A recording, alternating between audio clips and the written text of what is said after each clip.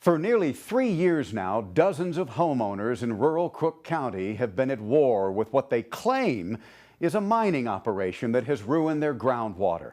And they've made little ground when it comes to getting anyone to respond to complaints about those troubled waters. Until now. The long plight of these property owners has gotten the attention of U.S. Senators Jeff Merkley and Ron Wyden. You could say Merkley got his hands a little dirty on this visit. It's the same water that's coming out of the faucet. You could also say he is baffled by the hesitation of both Crook County's elected officials and DeGami to start a detailed investigation here. When a very wealthy company like Knife River says, oh, it's not us, they say, the DeGami says, well, it's not them. They said so. I mean, they have never been on the property and even tested the water. They should have been out there on day 2. You know, day 1, you hear about the problem. Day 2, be out there and find out what's going on. The senator has also seen the data from the tested wells around the Knife River operation. He is not surprised at the response from DeGami. DeGami is a captured agency. It does not aggressively regulate mining in the state of Oregon. Merkley's opinion is based on his dealings with the agency during his tenure in the state legislature. He says if Knife River's operation is the problem, it needs to be shut down. But the news here for these property owners could get a lot worse before it gets any better. You see, Knife River applied for and received permission to expand their operations onto this piece of property adjacent to the current gravel pit. It's land the farmers here tell me has an aquifer even shallower than the one up the hill. All Knife River needs now is a permit. So we have applied for the permit through DeGami. So we're just waiting and hoping that that's going to happen any time now. Chris Doan is Knife River's Vice President of Operations. With the expansion, he says, Knife River extends operations out another 7 to 10 years. On a tour of the mining site, Doan told me he has nothing to hide, even though he knows he may have something to prove. We have accepted the criticism, and we have tried to use science to state our case as to why we are where we're at. And it's no surprise his company insists property owners are pointing to the wrong source for their troubled waters. Well, our position is that Knife River has not changed the quality of the water since we've been here. The higher levels of manganese and aluminum have always been in this general area, and that Knife River did not do anything to make that worse.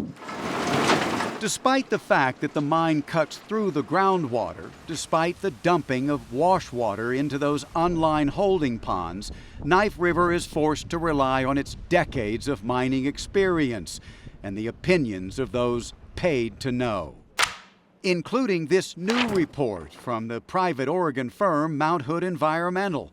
Like DeGami, it concludes no cause and effect between Knife River's operation here and the groundwater contamination. But the report is also based on existing data only, some dating back to 1965.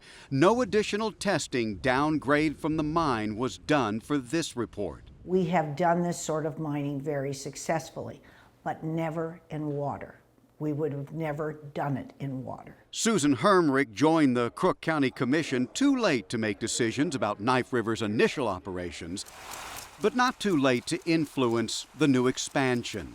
What she has that other commissioners do not, decades of experience running gravel mining operations in California and an appreciation for the industry. We need mining every day. We're sitting on a concrete foundation.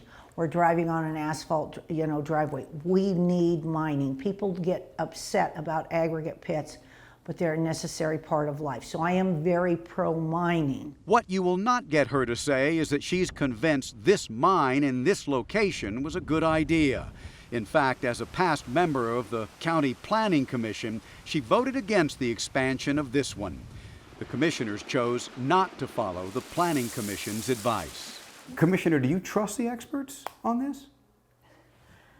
And I ask this because you said basically, no, this is a bad idea to start with. Yes. The experts said, no, this is a great idea. Yes. There are a few of the agencies that no, I do not trust, and I do not want to say which ones they are, but I think you can pretty much figure them out. Why is it that so many people that we're talking to about this have no trust in what DeGami is saying? People want answers and they want it quickly. And unfortunately, we didn't give the answer that they were expecting, which then, has led to a lack of trust. Fed up with the lack of action, the property owners hired an attorney. And each year it's gotten worse and worse and worse. Ed Fitch has sent countless requests, letters, and neighbor complaints to DeGami detailing the specifics of what's coming out of the wells around the Knife River operation. That DEQ just said, we're going to defer to DeGami. And DeGami says, it's not our problem. So both agencies have basically for years refused to do anything in light of this problem. And the contamination just got worse and worse and worse. The state and Knife River point once again to the, quote, experts. Why continue to push this narrative that Knife River is responsible for the contamination of the water in the wells in this area when the experts say that's not the case? The experts are wrong. There was no contamination before this mining activity occurred. Everyone's wells were fine. Everyone's water within their homes, within their irrigation systems, no problem whatsoever.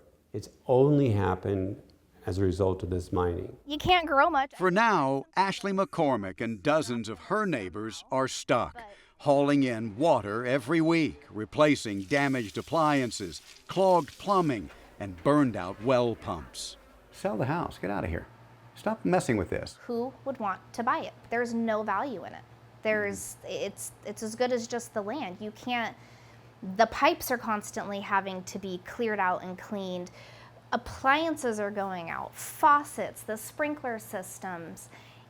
It is a money pit of what is constantly having to be replaced. Ashley says this dream of a home in the Crook County countryside is now tainted by these troubled waters. In May of this year, Redmond attorney Ed Fitch and a partnering law firm sent Knife River and the state of Oregon notice of a class action lawsuit against them.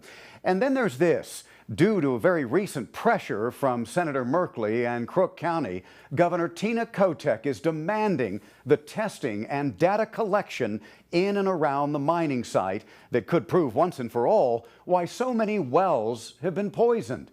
But that testing will take at least another year to complete.